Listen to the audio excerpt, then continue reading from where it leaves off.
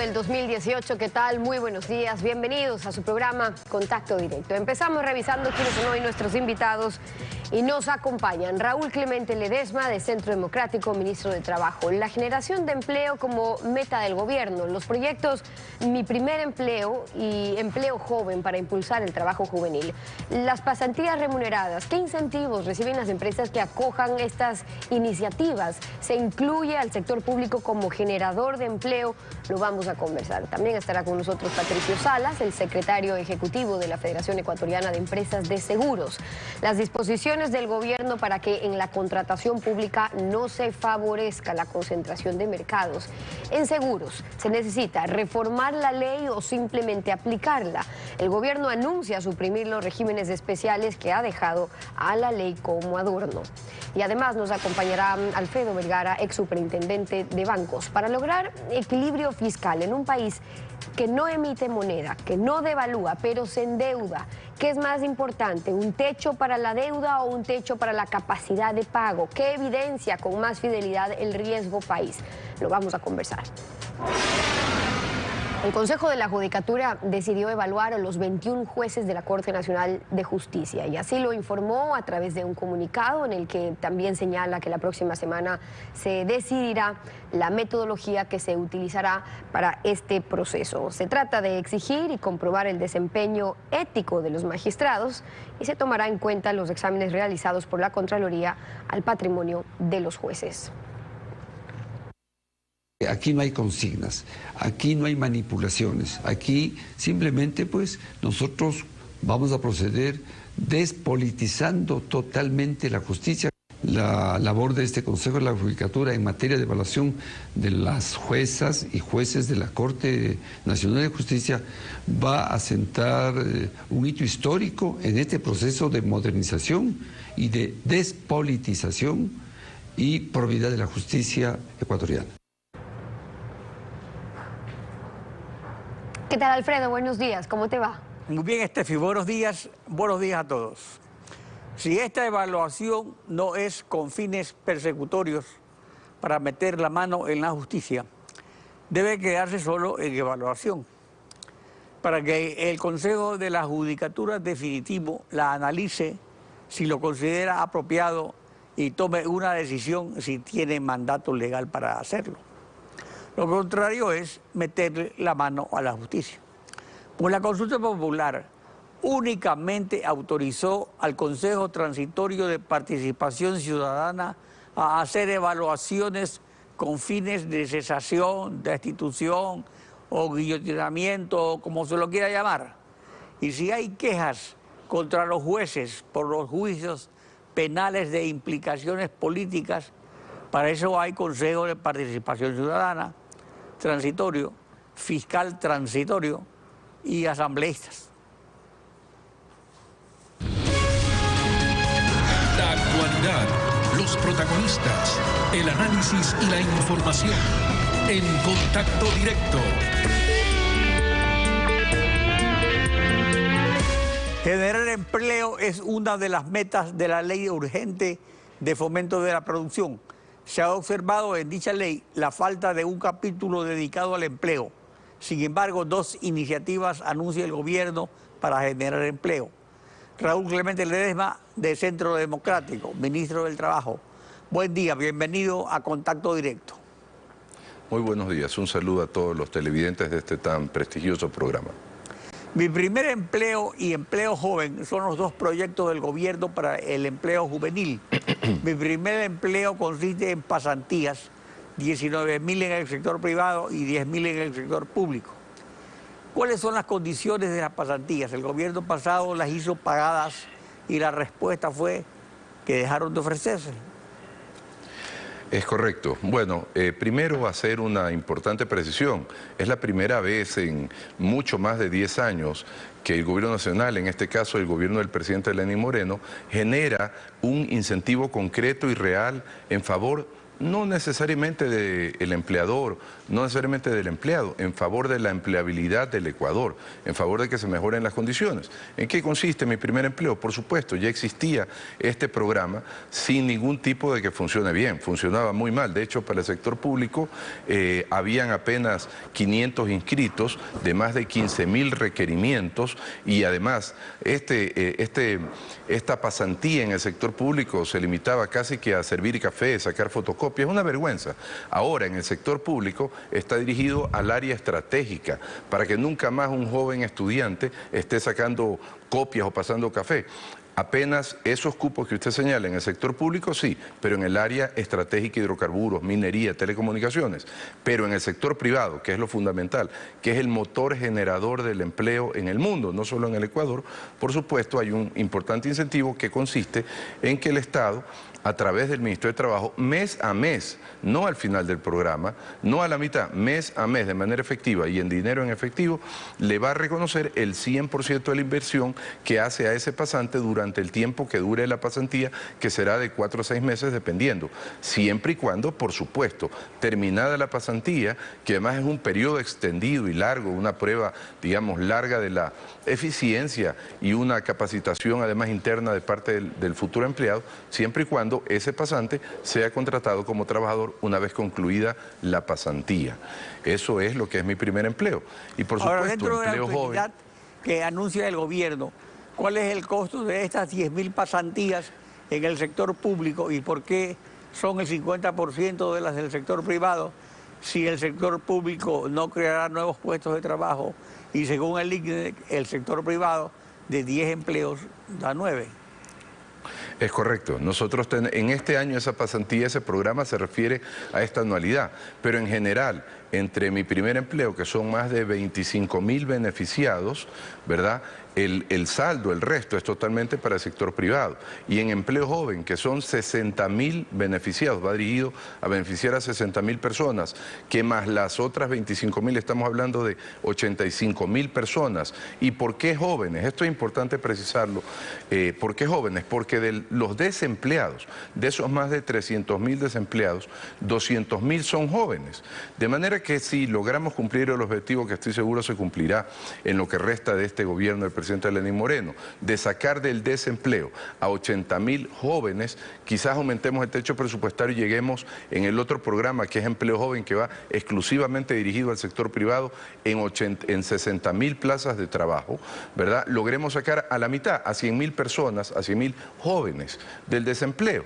¿Pero en qué consiste empleo joven? Muy rápidamente. Una precisión, a través del empleo joven, que se refiere a la empresa privada, esta iniciativa comprende solo a las empresas que firman contratos de inversión con el gobierno o a todas las empresas que voluntariamente se unan. Claro, no. La ley de fomento es tiene una serie de incentivos. Estos son programas que el presidente de la República, mediante decretos, los ha emitido, los ha instaurado. Están abiertos absolutamente a todas las empresas, no hay limitación alguna. En mi primer empleo, la única condición es que el joven tenga academicidad, es decir, esté cursando un proceso de estudios universitarios o lo haya concluido hasta 8 meses de haber egresado. En el otro programa, Empleo Joven, el cual consiste en que el Estado, a través del Ministerio de Trabajo, va a reconocer el 50% del sueldo y el 100% del aporte patronal durante un año entero, siempre y cuando, por supuesto, ese contrato se sostenga al menos por los siguientes 2 años. Así que esto no tiene limitación. Pero esa condicionalidad de los siguientes 2 años, ¿qué efectos tendría? Porque, por ejemplo, el primer año no hay problema, y si después se presenta algún problema en la empresa... Claro, lo que ocurre es que no queremos tampoco, porque así como hay buenos empresarios y son la gran mayoría, siempre hay personas que buscan el resquicio legal para poder beneficiarse de manera indebida. Aquí estos programas son de absoluta buena fe y con absoluta buena fe estamos seguros los recibe el empresariado y la juventud. ¿Pero por qué 2 años? Muy sencillo, porque la liquidación, ¿verdad?, más el sueldo que se tendría que devolver, si usted no lo contrata, luego de eso tendría que simplemente devolver los dineros recibidos, que son... ¿Y cuál es el costo de este programa?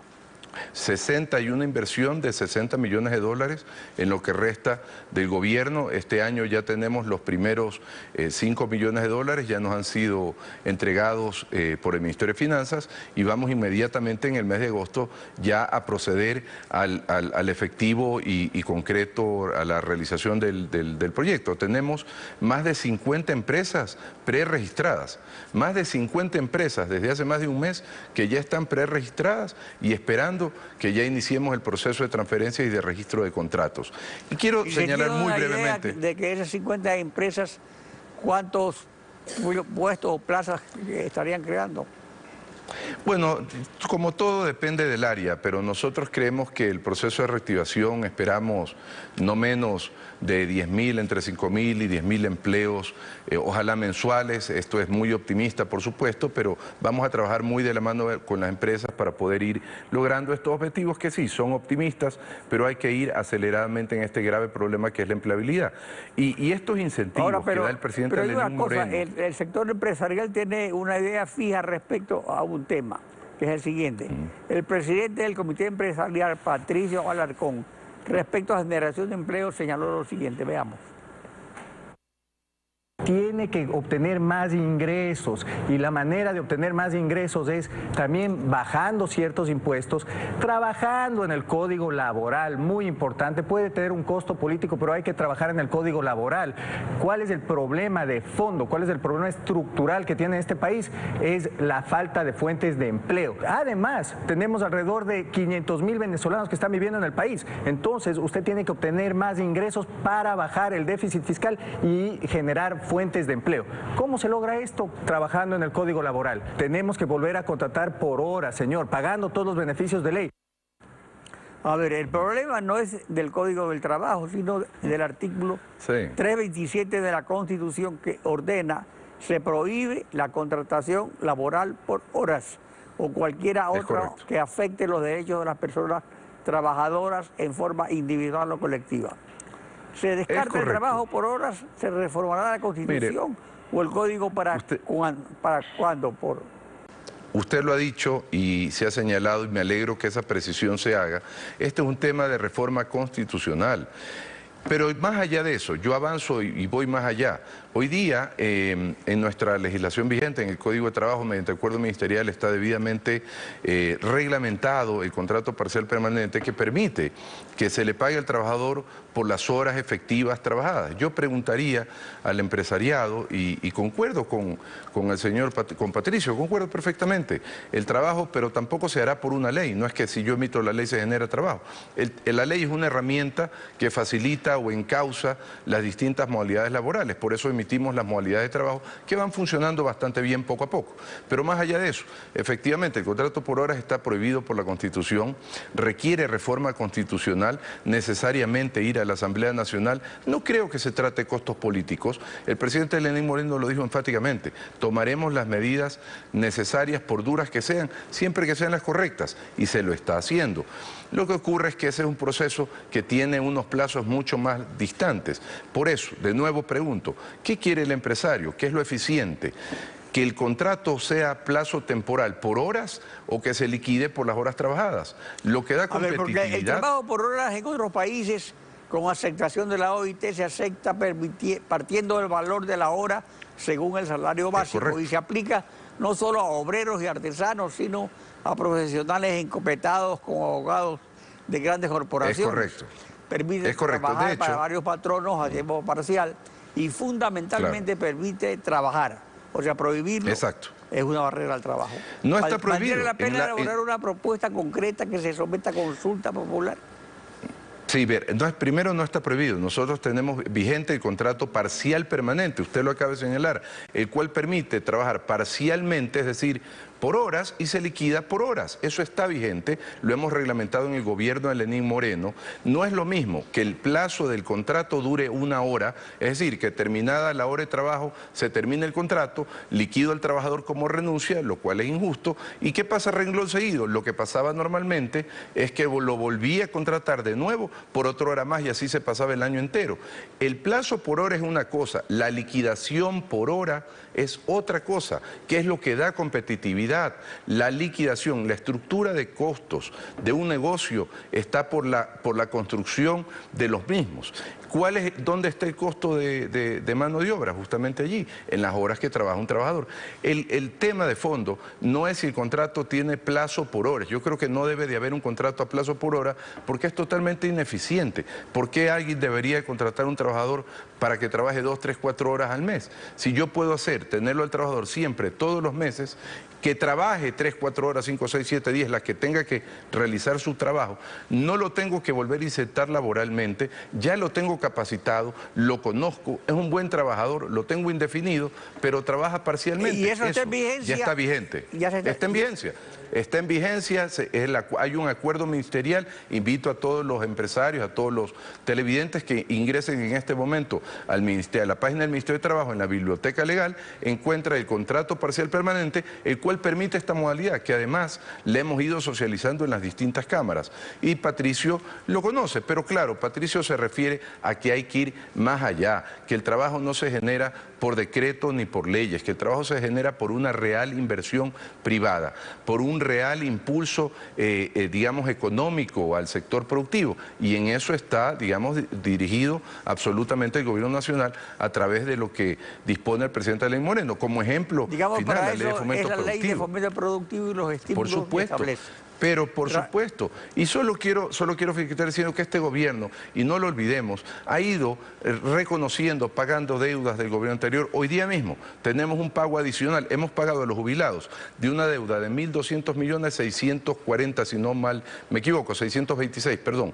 Y hoy día pagamos 90 millones más a los jubilados, en un evento simbólico de reconocimiento de la deuda. Es decir, el presidente Lenín Moreno va afrontando las dificultades, a pesar de las dificultades y la crisis económica, política y sobre todo moral que vemos día a día en el Ecuador. A pesar de eso, el presidente Lenín Moreno va cumpliendo al Ecuador. Ecuatorianos, vamos con optimismo, con un poco de paciencia, porque no podemos en un año y medio, y quizás ni siquiera en los siguientes 3 años, quizás no sea suficiente. Para aquellos que dicen que no es suficiente, el presidente no ha dicho que es suficiente y probablemente no lo será, pero sí tenemos la precisa dirección de Lenín Moreno de dejar un gobierno al Ecuador encauzado en una mejor empleabilidad. Raúl Clemente Ledesma, ministro del Trabajo, gracias por acompañarnos en Contacto Directo. Gracias a ustedes. Nos vamos a una pausa y cuando regresemos estará Patricio Salas, secretario ejecutivo de la Federación Ecuatoriana de Empresas de Seguros. El gobierno anuncia importantes reformas a la contratación pública para evitar la concentración de mercado. La aseguración de los bienes del Estado ha sido uno de los sectores monopolizados. Lo analizamos al volver. Quédese usted en nuestra sintonía.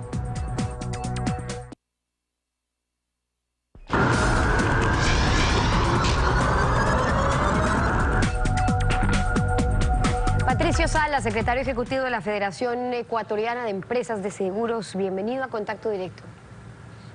Muy buenos días, Estefi, y buenos días a la ciudadanía también. Buenos días. Las aseguradoras privadas piden reformar esta normativa de adjudicación de contratos con empresas públicas para que se pueda hacer por concurso, no por régimen especial, contratando a dedo. En el tema de seguros, más allá del anuncio que hizo el presidente, luego el secretario de la presidencia, ¿qué falta para que lo concreten? El sector asegurador ha estado desde hace más de un año promoviendo el que se cambie una política pública de contratación directa bajo régimen especial que resta la posibilidad de competencia en las ofertas que recibe el sector público, y lo ha venido haciendo con todos los argumentos que sustentan dicha posición, es decir, principalmente los beneficios hacia el contratante. El presidente de la República, desde el inicio de su gobierno, también ratificó esas premisas, ¿no? Al manifestar que el gasto público tenía que ser mucho más eficiente y además con extrema transparencia los procesos de contratación pública. Nos congratula mucho la decisión del presidente de días pasados de establecer una restricción al máximo en los procesos en los cuales se contrate vía régimen especial. Y dentro de eso está las posibilidades de contratación de los seguros, ¿no? A nuestro criterio, la ley y el marco, digamos, legal que rige la materia es bastante claro en cuanto a la obligación de contratar vía una licitación o concurso de precios, porque así lo manda el artículo 74 de la Ley General de Seguros, que actualmente forma parte del Código Orgánico Monetario y Financiero. Claro, pero lo que pasó es que en el anterior gobierno... Es una disposición vigente, ¿no? Permitieron en el anterior gobierno que vía reglamento se exonere de concursos públicos a los contratos del Estado con empresas cuyo capital suscrito pertenezca por lo menos en el 50% a entidades de derecho público o sus subsidiarias. Así lo pusieron, por eso fue Seguro Sucres. Pero ¿habría que derogar ese reglamento primero o qué es lo que corresponde? Lo primero es que, y ya está claro, porque lo han manifestado algunos funcionarios del gobierno y nosotros también lo hemos dicho desde el principio, no existe ninguna disposición en la ley que obligue a contratar seguros bajo un régimen especial con algún proveedor estatal. No lo existe, ya se ha ratificado eso. Lo que existe es una discrepancia con la ley que ha permitido ese vacío y esos subterfugios y esos criterios para que se contrate vía régimen especial los seguros, y eso está en el reglamento. Nosotros creemos que para que la disposición, el mandato del presidente Moreno se cumpla a cabalidad en el tema de seguros, sería necesario el que se derogue el artículo 107 del reglamento a la ley orgánica del Sistema Nacional de Contratación Pública, para que no exista ningún tipo de dudas, no exista ningún tipo de vacío para eso. Perfecto. Ahora, ¿se ha conversado en los diálogos que han tenido también qué pasaría con Seguro Sucres? Y pregunto porque hay un porcentaje como empresa pública, si vive de los contratos del Estado y mañana ese pastel se reparte con las aseguradoras privadas, ¿qué es lo que se ha previsto? Bueno, la empresa estatal, así como el resto de empresas del país, están acostumbradas a competir, ¿no? Y en esa competencia harán su mejor esfuerzo, tanto operativo, financiero, etcétera, para poder mantener su nivel de actividad económica, ganar negocios, servir a sus clientes del sector público. Eso es algo que lo hacemos todas las compañías de seguros todos los días, y en este ámbito nosotros siempre hemos promovido que no exista ningún tipo de discriminación para ninguna de las empresas de seguros que desee entrar a competir para ofrecer su servicio, en este caso para las entidades de la función pública. Claro, sobre todo porque en teoría, en competencia, el Estado se debería favorecer de mejores precios, pero Diego Guzmán de Seguro Sucres defendía el no tratarse de un monopolio, y él argumentaba que este es un mercado asegurador de más de 1.500 millones de dólares, que Sucre tiene el 16%, que el 84% restante lo tienen casi 30 compañías aseguradoras privadas. ¿Qué dice usted sobre eso?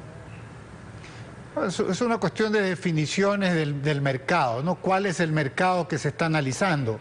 En el caso de seguros hay un mercado general, pero también hay mercados específicos como aquellos, por ejemplo, los seguros del sector público. Es como los medios de comunicación. Yo puedo hablar en términos generales del mercado de los medios de comunicación, o puedo ser más específico al analizar exclusivamente el mercado o el segmento de los medios de comunicación, televisión. Y es cuestión de cómo se analice. Nosotros lo que hemos manifestado es que la participación de una aseguradora pública con prebendas especiales distorsiona ese segmento del mercado, es decir, la contratación de seguros del sector público, y restringe la posibilidad de mayores accesos a mayor beneficio por parte de los oferentes. Por eso nos congratula la decisión del presidente, va acorde a sus principios manifestados al inicio del gobierno, y nos causa extrañeza que algunas entidades de la función ejecutiva todavía estén intentando o promuevan contrataciones de manera directa con este régimen especial, pese a la disposición expresa, clara y precisa del presidente.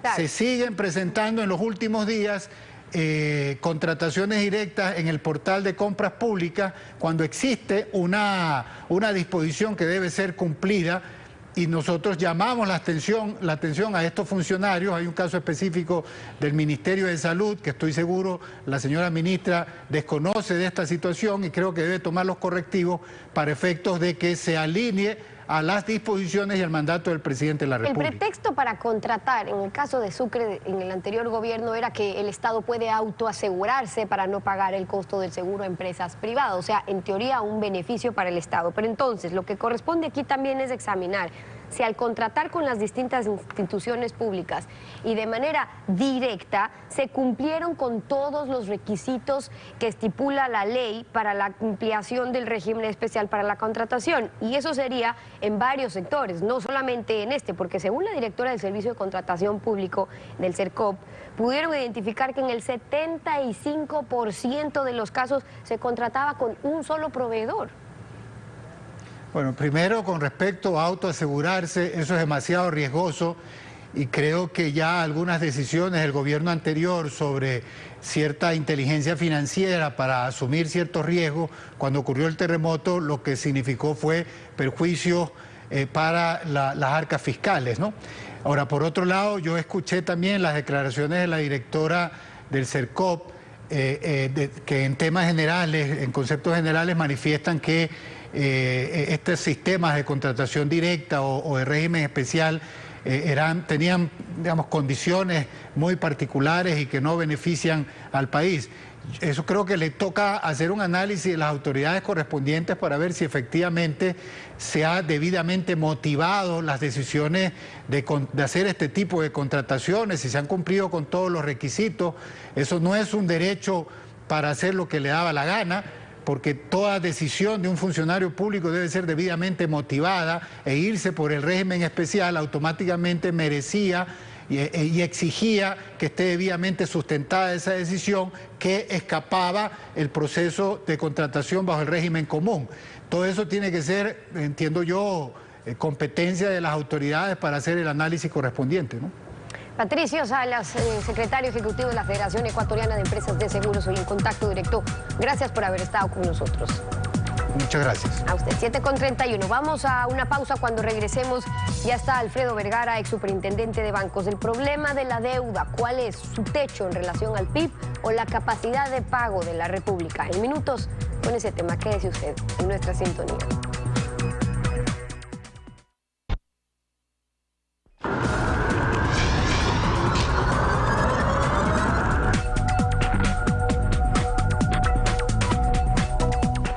El equilibrio fiscal afectado por un déficit creciente y un endeudamiento progresivo motivaron una auditoría a la deuda pública por Contraloría y un debate sobre el techo de la deuda violentado por el gobierno anterior y el actual, que ha sido autorizado por la Asamblea en todo su periodo a hacerlo.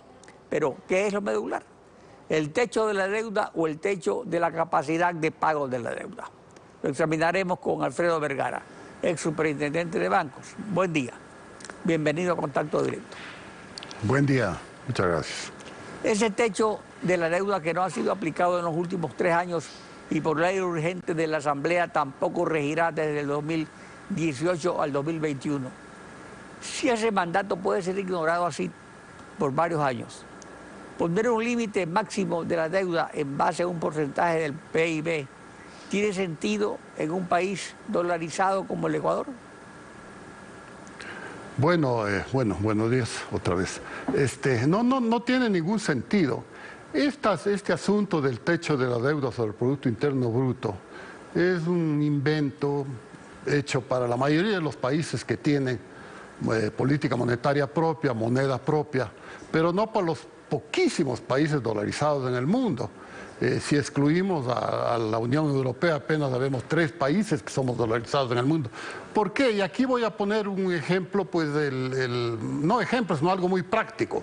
Los 3 principales potencias del mundo, que son Estados Unidos, China y Japón, tienen pues una de las tasas de radio, o sea, relación entre deuda y Producto Interno Bruto más altas. Entre esas, Japón. Japón tiene alrededor de un 250% del techo, entre comillas, de la deuda, en comparación al 40% famoso del Ecuador. Pero ¿por qué Japón puede darse ese lujo de deber 2 años y medio su producción total? Por una razón. El Japón tiene la mayoría de su deuda pública es colocada entre los ciudadanos japoneses. 95% de su deuda es colocada entre los ciudadanos de Japón, es decir, deuda pagadera en yenes. Si Japón debe, la deuda pública de Japón es $100, $5 los debe afuera a otros países y 95 debe a sus propios ciudadanos. Entonces, ¿qué es lo que pasa con Japón? Si las autoridades monetarias del Japón inducen una pequeña, imperceptible devaluación del yen, del, digamos, 1% trimestral, con ese 1% trimestral que es totalmente imperceptible, nadie se da cuenta, nadie lo comenta, no es objeto de análisis ni nada por el estilo. Sin embargo, con ese imperceptible 1% trimestral cubre ya el servicio de la deuda de todo el año, porque en todo el año pues recorre un poco más, cerca de un 4%. Primero. Segundo, Japón paga menos del 3% cuando paga, porque hay mucha gente que incluso solo por la seguridad deposita o compra deuda como japonesa. Tasa de interés. Como tasa de interés, como tasa de interés. Ahora, la pregunta es, ¿esa metodología japonesa para incrementar su capacidad de deuda al 250 de su Producto Interno Bruto puede hacer, aunque sea en un mínimo grado, el Ecuador? Y la respuesta es obvia, es no, porque Ecuador no devalúa, no puede devaluar, porque utiliza el dólar y tampoco puede emitir dinero, que es la segunda ventaja que tiene Japón respecto al Ecuador. Tampoco puede, nosotros no podemos emitir dólares.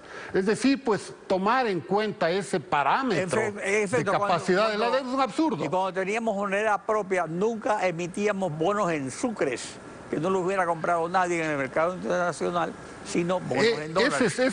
Pero también claro, hay otro fenómeno aquí. Usted se refirió no solo a Japón, sino también a Estados Unidos y a China. Y cada uno tiene un caso diferente. Por ejemplo, el servicio de la deuda en otros países. En el caso de Estados Unidos, cuya tasa de interés es muy baja, tiene el mismo porcentaje de servicio de la deuda que un país con alto riesgo, porque el riesgo país se mide, entre otras cosas, es sobre la tasa de Estados Unidos. Y la diferencia es la que da esa tasa más alta. Entonces, es ese factor también otro factor importante que hay que tomar en cuenta. Es decir, si nosotros utilizaríamos absurdamente, digamos, este famoso techo de la deuda, ese es el otro problema. El techo de nuestra deuda, cuando nosotros hablamos de un 40%, es la relación entre saldo de la deuda sobre el Producto Interno Bruto.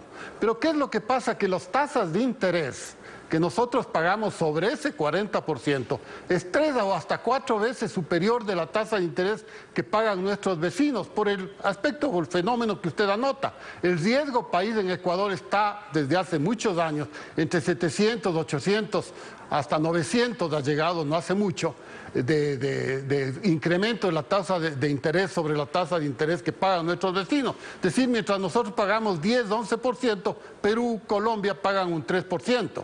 Por lo tanto, entonces, nuestro en consecuencia, servicio... seguir utilizando el techo de la deuda como un referente válido ha desviado monitorear nuestra real capacidad de pago, el indicador Así que puede es. advertir la proximidad de una situación de insolvencia o default. ¿Qué porcentaje Así del es. PIB o qué porcentaje del presupuesto se ha tomado el servicio de la deuda en amortización en intereses últimamente? Bueno, desde un punto de vista económico y desde un punto de vista histórico, sobre todo desde un punto de vista histórico, la capacidad de pago tiene un límite, que es cuando usted destina más del 50% de los ingresos fiscales al servicio de la deuda. Todos los países que han llegado a ese punto han comenzado a entrar en crisis. Y si sube un 5 o 6% más, entran en default. ¿El Ecuador, ¿El Ecuador en qué porcentaje? Nosotros estamos en el rango gris. Este rato no se sabe porque no sabemos cuánto debemos, a pesar de la comisión esta auditora de la deuda externa, todavía no ha logrado tampoco esa comisión descubrir cuánto mismo es lo que debemos. Pero estamos entre un rango entre el 50 y el 60%. Es decir, estamos caminando al filo de una navaja. Filo de entrar en crisis y de declararnos en default. Entonces, ahora, si nosotros... ha superado entonces ya el gasto social en salud y educación, que según el gobierno anterior era algo sagrado. totalmente, más del 50% del ingreso fiscal, es decir, de la suma de impuestos, más lo que el gobierno recibe por petróleo, más del 50% se lo destina al servicio de la deuda. En el año 16, en el año 17 han comenzado a incrementar. En este año no sabemos, porque se han hecho últimamente, desde hace un par de meses, una serie de cambios que quizás den buen resultado y logre bajar en algo ese porcentaje. Yo creo que si es que llegaría cerca del 50%, es decir, bajaría desde el 55, 56 que está actualmente o que estaba hace 2 meses, a un 50%, bueno, se habrá avanzado bastante, pero de todas maneras nosotros nos hemos olvidado de ver ese parámetro que es el verdadero parámetro. ¿Se refiere a un porcentaje sobre el presupuesto? Sobre el presupuesto, claro, pero sobre el presupuesto devengado. No el presupuesto que generalmente aprueba la Asamblea al finalizar el año anterior. Por ejemplo, el presupuesto para el 2018 fue aprobado en septiembre o noviembre, creo, del 2017. Fue por el cambio de gobierno. Ahora el superávit primario pero eso es muy diferente a la parte devengada, que es lo que realmente se paga al finalizar, o se ha pagado al finalizar el año. El superávit primario cero déficit antes del servicio, ¿está dirigido a eso? No, pues no está incluido, porque, a ver, el déficit primario es ingresos corrientes versus gastos corrientes. Eso ha estado en déficit, un déficit más o menos pequeño de 2 o 3 puntos porcentuales del PIB, pequeño para el Ecuador, que de paso no debería ser nunca aprobado un presupuesto con déficit primario, pero bueno, se lo aprueba. A eso hay que incrementarle el déficit fiscal, que se llama, es decir, sumando de ingresos más egresos permanentes y corrientes. Y eso en cuanto a los gastos, ese es el déficit fiscal. Y después viene el déficit neto, que se llama, que es aquel déficit que al finalizar el año no ha podido ser cubierto con nuevos empréstitos. ¿Qué es lo que ha hecho? ¿Qué es lo que hemos hecho aquí en el Ecuador? Es un crimen, además económico. Lo que hemos hecho es coger plata del Banco Central y del IES y obligar al gobierno... Claro, dinero real de los depositantes, ya sean de la banca o ya sean de los trabajadores que aportan al FIES, coger ese dinero y entregar papeles que para comenzar en el mercado apenas se emiten, comienzan a hacer automáticamente bajar su valor, es decir, ya entra ahí una cosa. Eso es un absurdo. Eso creo yo que es lo primero que debería tratar. Y la segunda cosa, la reestructuración de la deuda del gobierno. Antes de que finalice el año. Muchas gracias por participar en Contacto Directo. Concluimos así esta emisión. A ustedes también gracias, su confianza y sintonía. Mañana Lenin y Samantha estarán en Contacto Directo. Nos vemos el próximo lunes.